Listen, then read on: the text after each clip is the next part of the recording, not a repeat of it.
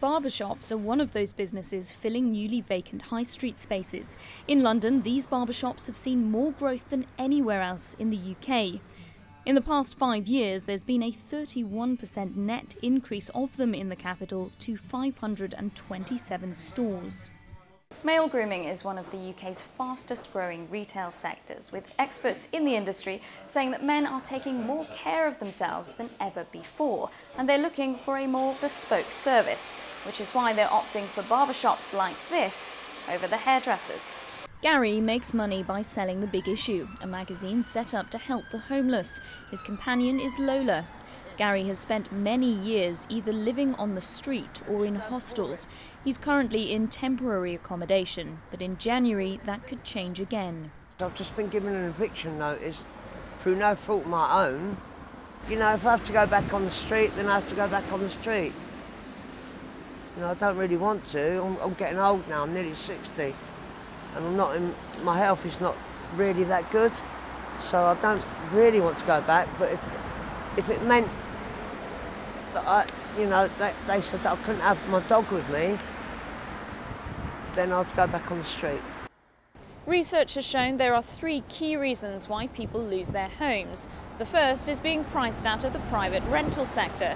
The second is eviction, and the third, relationship breakdowns. The British government is pledging to end homelessness by 2027 and has set aside $125 million for the initiative. It's also announced plans to set up emergency centres and provide support for those suffering from mental health problems and substance abuse. But homeless charities like St Mungo's are concerned these may only be short-term fixes. I think the challenge remains, and the challenge will be about the long-term commitment and whether that investment will continue and whether that commitment will continue and whether that really, I think, is the question. While government commitments to end homelessness are welcomed, the future for people like Gary and his dog Lola remains uncertain, especially during the winter months when temperatures are dropping.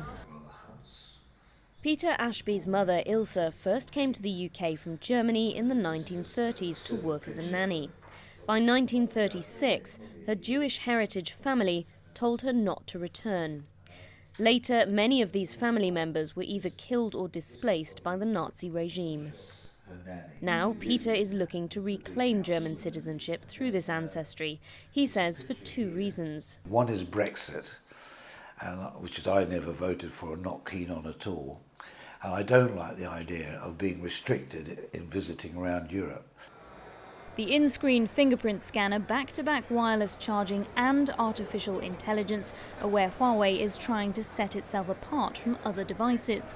But some believe there are very few world firsts left when it comes to smartphones. Essentially, smartphone makers are running out of super innovative things to do, which is why we're only really seeing incremental updates or slightly gimmicky things.